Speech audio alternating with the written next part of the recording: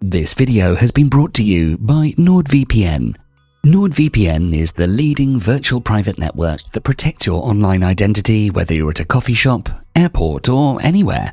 We'll talk more about NordVPN at the end of the video, but for now, let's get on with how to listen to your gut feelings from the philosophy of Carl Jung. Carl Jung once said, "Intuition is perception via unconsciousness." Your gut feelings or intuitions are entirely unique to you and can say a lot about who you are as an individual. Swiss psychologist Carl Jung delved extensively into the workings of the unconscious, offering insights that can help us better understand our intuitions and ourselves. Jung's most famous theory is the individuation process. Individuation is the art of learning how to recognize your inner and most unique attributes, desires, goals, strengths, and weaknesses. The most vital practice within this process is the exploration of the unconscious. A part of the unconsciousness is what Jung called the shadow. This contains all the aspects of yourself that you try to push down and deny. The attributes that you try to pretend you don't have, even to the point of convincing yourself. Examples of such traits are explosive anger, jealousy, envy, greed, pride, laziness, vanity, and more. But suppressing or ignoring these traits doesn't make them go away. Rather, they grow and fester in the shadows. This is the cause of sudden outbursts, emotional blow-ups, snapping at others, unwanted thoughts, unfairly blaming others, and more. In other words, they could be the source of your less desirable intuitions or gut feelings. Another highly influential source of intuition are your unconscious archetypes. Archetypes are part of the collective unconsciousness, a form of unconsciousness shared by all human beings. Jung was of the opinion that certain parts of one's personality and traits are present from birth, only waiting to develop, and that is the reason for all similarities between people across cultures, time, and space. They are the natural tendencies in our minds that help us understand and react to the world around us. An example of a Jungian archetype is the caregiver, the human urge to take care of one another. Jung's teachings on the unconscious and archetypes are vital to understanding your gut feelings and how getting to know and learning to listen to those gut feelings can improve your life. Which is why in this video we're going to talk about how to listen to your gut feelings from the teachings of Carl Jung. Number 1. Get to know your shadow and your archetype. Jung says, "Intuition is not mere perception or vision, but an active, creative process that puts into the object just as much as it takes out." You can get to know your intuitions by getting to know your unconsciousness, by analyzing your shadow, by working on your individuation process. You can do this by utilizing self-reflection, meditation, analysis of dreams, fantasies, urges, and your own behavior. For example, you can keep a dream journal in which you write what you remember from your dreams as soon as you wake up in the morning. Dreams can tell you a lot about what was going on in your head before you went to sleep, such as your worries, fantasies, desires, fears, and so on. If it turns out that you carry a lot of worry with you, this might affect your shadow and thus your intuitions. You might get the sudden urge to act tougher than you are to hide your insecurities, for example. Another very standard but very effective way to get to know your intuitions is to simply reflect on how you felt, acted, and made your decisions on any given day. Regularly reflect and ask yourself questions such as, why did I make this decision? Is there anything I wanted to do instead? Or what did I feel in the moment? You can practice reflection at scheduled times or whenever you have time, and you can do so by either thinking about it or, even better, write about it, otherwise known as journaling. In this way, you examine your shadow. Getting to know the shadow is a difficult and never-ending, yet incredibly rewarding process. When you get to know what it is that you push away, you get to know what drives you the most, and thus, what it is that forms your intuitions. Another incredibly important part of the unconscious that influences your gut feelings are the collective archetypes.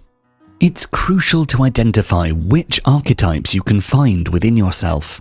Examples of the archetypes and the kinds of intuitions that come to these types of people are the following. 1. The hero. The hero is a courageous fighter who believes that as long as they work hard or try hard enough, that they can achieve anything. Their intuitions would be rooted in stubbornness, faith in their own abilities, and perhaps even arrogance. 2. The caregiver. This is an archetype that almost cares more about others than themselves. Their intuition is to think of others before thinking of oneself, and their gut feeling is often to say yes. 3. The creator. The creator is a very artistic and creative type. Their gut feelings are often out there, but not in a bad way. They have a talent for quickly thinking of the most creative solution to a problem. 4. The rebel. This type of person is someone who likes to make their own rules and ignores limits.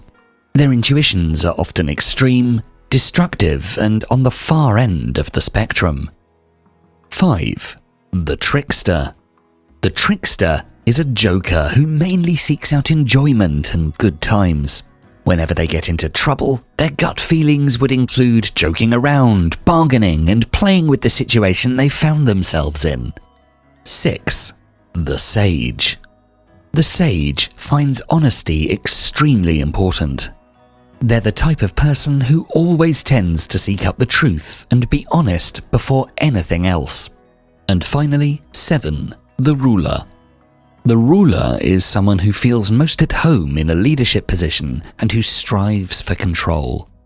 Their gut feelings are influenced by this desire.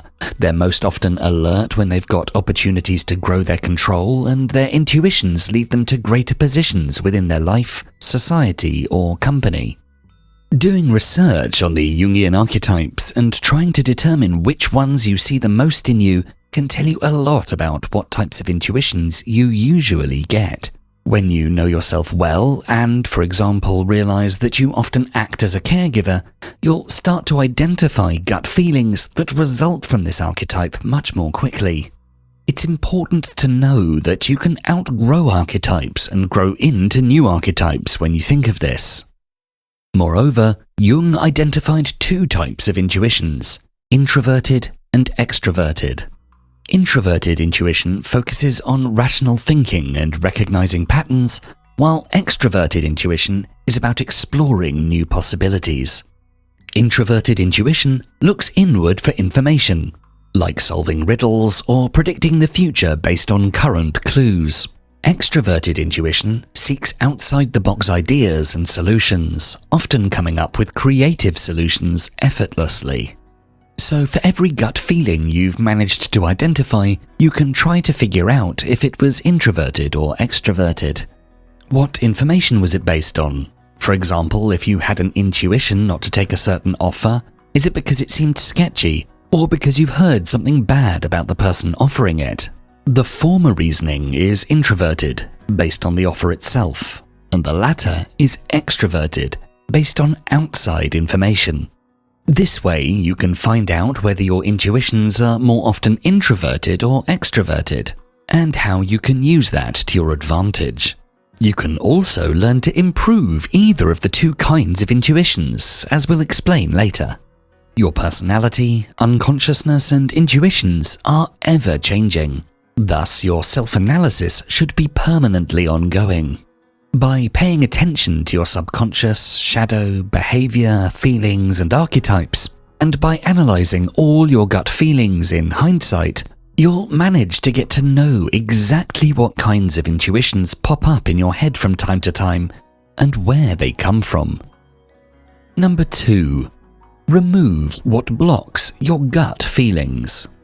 According to Jung, we cannot change anything until we accept it. Condemnation does not liberate, it oppresses. Even when you know what your gut feelings can look like, you might find yourself unable to act. Recognition isn't enough for action. Individuation is more than simply getting to know yourself.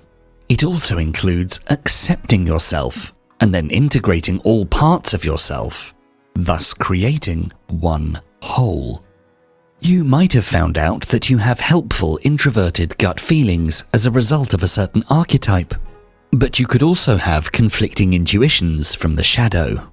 You could even have helpful unconscious gut feelings from certain aspects of yourself that you push away that are then blocked by your archetype.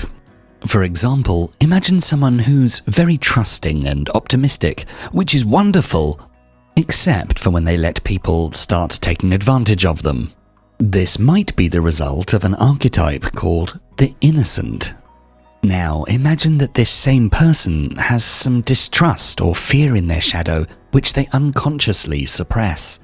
These negative traits could be a useful source of accurate gut feelings when people mistreat you. So, when somebody ends up selfishly using this person, the person could have a gut feeling coming from their shadow traits that identifies that this is happening, but the trusting intuitions from the innocent archetype override that instinct. In other words, if you embrace your innocent archetype but reject your more negative traits, that archetype will always block the intuitions coming from the shadow, no matter how helpful they could be. And the same is true the other way around. If you embrace distrust, but none of your more empathetic or caring archetypes, you'll become someone who never learns to trust or lean on someone else. So how do you make sure that none of your gut feelings are blocked? According to Jung, the way to individuation is by integrating your conscious and subconscious. Instead of being two separate sides of yourself, you should be able to be optimistic and trusting without being naive or blind. This can only be done when you accept all parts of yourself. This, of course, is much more difficult than it sounds. Getting to know and accepting all parts of yourself is frightening. For example, the idea that you're actually a deeply jealous person, or that you're secretly selfish, or a bit of a liar. You probably can't imagine embracing these parts of yourself. However, every bad trait has a positive side to it. Fear and distrust can protect you from dangerous situations. Anger can make you more assertive and help you advocate for yourself. Jealousy or selfishness can be an ingredient for ambition, etc. Even in the example just described, with intuitions from the shadow being overtaken by intuitions from an archetype, the shadow played a helpful part, and moreover, it's impossible not to have any negative traits. The reality of the situation is, the shadow is only frightening and unhelpful when it's unacknowledged and unaccepted. Accepting it is the best way to let it help and benefit you. So instead of denying or working against traits you'd rather not have, ask yourself, in what situations have these traits helped me? In what situations could they help me? How could I balance my traits? Your shadow side and archetypes are here to teach you. They're there to show you who you are, why you are the way you are, and how that could be a good thing. All shadow and archetype traits are traits that could be positive if only you use them right. So question yourself, think of how to use them right, and never ignore or push them down. Number 3. Cultivate the ability to have your gut feelings. In the words of Jung, intuition doesn't say what things mean, but sniffs out their possibilities. Meaning is given by thinking. By daily, weekly, or even only monthly exercises, you can sharpen your mind and cultivate the ability to have quicker and more beneficial intuitions. Intuitions, as said before, are the result of our personal and collective unconsciousness. So, by exploring your unconsciousness in different ways, you train your intuitions. A few activities that can help you cultivate your introverted intuitions are the following. Try and view your problem from different perspectives. someone who thinks very differently from you, your future self, a character from a movie, or whoever else you think could be helpful. Meditate and try to examine your inner world. One of the most important aspects of meditation is to witness your thoughts as if you were an outsider. You acknowledge them and then let them go. By doing so, you can't distract yourself or get lost in unimportant matters, but you're still thinking. And this way, eventually some thoughts may arise that seem entirely new and original to you, thoughts that you would never have had otherwise. Make art. Carl Jung believed that things like drawing, journaling, metaphors, and storytelling could help you come to new insights. If you have a certain problem, it might help to draw the situation or write a fictionalized short story about it. This creates both a certain distance and overview of the situation that could help you reconsider it in an entirely new way. A few activities that can help you cultivate your extroverted intuitions are the following. Expose yourself to new situations often. Try things that you've never done before, speak to people outside your own social circles, and ask others for their opinions more often. Doing so will give you a whole range of new ideas and perspectives that you would never have known existed otherwise. Broadening your horizons means broadening your mind, which means that you have way more knowledge to draw from if you ever have a problem that needs solving. Again, make art. Mind mapping, for example, is an excellent way to try and think outside the box. By brainstorming on paper, you challenge yourself to fill the page with as much information as possible and thus try and exhaust all the knowledge you might have. Try to relate as much as you can to your current problems, and you'll find that the paper tells you more than you ever knew before. Make a list of ideas and try to combine them, even if they initially don't seem to go well together. Examples of making new combinations like that could be using two opposing colors in a drawing and trying to make it look good, using two weird ingredients in a recipe and trying to make it taste good, using two items of clothing that don't fit together and trying to make it work as an outfit. But aside from this kind of daily practice, it might also help to try and combine various aspects of all the solutions to a problem you can think of and use that as a basis to create an entirely new solution that's the best of all worlds. Of course, none of the insights you attain thanks to these activities are gut feelings or intuition. After all, they didn't come to you spontaneously. However, all of these activities serve as a sort of training for your mind. The more insights, knowledge, and ways of effective thinking you have, the more your mind starts to use all of that unconsciously. If you teach yourself to think outside the box, your gut feelings might start to come from somewhere outside that box too. Other activities that Jung recommended are set times a day for reflective journaling, engaging with nature, or spending time now and then acknowledging your bodily sensations. All of these practices can help to sharpen your mind, reveal more of your unconscious, and thus cultivate your intuitions. The more you work on your mind, the more helpful your gut feelings become. Number 4. Don't get lost in your gut feelings. In our final quote from Jung for this video, he says, "Intuitives are often very poor because they never wait for the harvest." Finally, a tricky part. There will always be unhelpful gut feelings. This has been discussed before when we talked about how positive gut feelings can be blocked by more negative instincts. But sometimes we just have an unhelpful gut feeling with no better alternative in sight. Our unconscious houses lots of attributes, not all of them pretty, and they can manifest in the form of obstructive or harmful intuitions.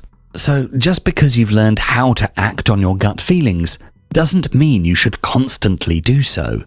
For example, anger can result in helpful intuitions, but also very destructive ones too, such as the urge to isolate yourself or to alienate people. And the caregiver archetype can give you some wonderful intuitions, but you also have to ignore your own needs and feelings in favor of those of others. Thus, intuitions are not something to blindly give into. One of the most difficult things about your gut feelings is mistakenly giving into one that ends up being unhelpful. Another risk is when an intuition does seem beneficial, but there's an alternative that's even more beneficial. In determining the legitimacy of a gut feeling, rational thinking is paramount. What is your gut feeling telling you, and does it make logical sense? What are the benefits and downsides of your gut feeling? You can also have a situation in which the most rational seeming option doesn't feel right. In that case, think further. Why doesn't it feel right? What is it about this option that makes you feel hesitant? If you can't seem to think of it, then try other ways of tapping into that unconscious feeling. Try meditation, drawing, writing, or mind mapping, to name a few options. The answer might come from an unexpected corner, but don't make a decision unless you understand why you're making this decision. For example, imagine that you get offered a new job that seems good and has better pay, but it doesn't feel right. After some inward searching, you might find out why. Maybe you've once heard something pretty bad about the company. Maybe there was some suspiciously ambiguous phrasing in the offer letter. Both are potential red flags for your future circumstances in this job, and realizing this could help you avoid a bad situation altogether. But maybe your bad gut feeling turns out just to be anxiety and insecurity because you're not sure you're worthy of the job. In that case, you should try to fight this feeling and turn your anxiety into a challenge for yourself. Accept the job and see how you do. Then there's the case of alternatives. Maybe your intuition tells you to do something that also makes logical sense, and you make the decision just like that. This, however, is something Jung discourages.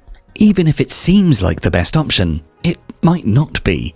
There might be new, other options out there that your intuition didn't focus on. So whenever you're about to make a decision, give yourself a little time to think it over. Again, mind map, make art, meditate, and see what comes up. Are there unforeseen consequences to consider? Are there alternative pathways that haven't been explored? Only after exhaustively pondering all possibilities can you confidently determine the best course of action. Only if you've contemplated all options that you could think of do you know whether your preferred option is the best one. Moreover, someone who always gives in to their intuitions without giving themselves some time most likely is someone who doesn't plan or practice patience. Two abilities that are very important aspects of achieving your goals. Spontaneity can be great, but very destructive too. Thinking is what truly gives your intuitions power, because by assessing your intuitions, you gain control over them instead of the other way around. No matter how helpful and insightful intuitions can be, you have to determine their helpfulness and insightfulness first. In other words, don't let your gut feelings keep you from waiting for the harvest. As we mentioned at the beginning, this video has been brought to you by NordVPN. Usually, whenever you access the internet, your internet service provider takes you to the website you want to visit. This means these internet service providers can see and save everything that you do online. They may even sell your information to the government, advertisers, and other third parties. This risk of your information getting out only increases once you log on to any public hotspot, either in hotels, cafes, or at airports, since anyone with basic hacking skills could access your sensitive information like your passwords, banking details, credit card numbers, and any other private details every time you put them online. And here's where NordVPN comes into play. NordVPN protects your information by hiding your IP address and encrypting all the data you send or receive by tunneling your internet traffic through a specially configured remote server. This encrypted data then looks like gibberish to anyone who intercepts it. It's impossible to read. In fact, now NordVPN is more than just a VPN. It's now introduced a brand new threat protection feature to guard your devices against malicious websites, malware, trackers, and intrusive and malicious ads. All of us here at Philosophies for Life use NordVPN. The app makes using a VPN super simple. You can watch whatever you want regardless of your region. You can save your favorite servers, and depending on your usability, you can have up to 6 simultaneous connections. Click on the link below in the description and you'll get a huge discount which will get your monthly subscription down to the price you pay for a typical cup of coffee. Plus, on the 2-year plan, you'll get 4 extra months on top of Nord's 30-day money-back guarantee. Click on the link in the description below to enjoy a cleaner, safer, and more private internet today. If you enjoyed this video, please make sure to check out our full Philosophies for Life playlist. And for more videos to help you find success and happiness using beautiful philosophical wisdom, don't forget to subscribe. Thanks so much for watching.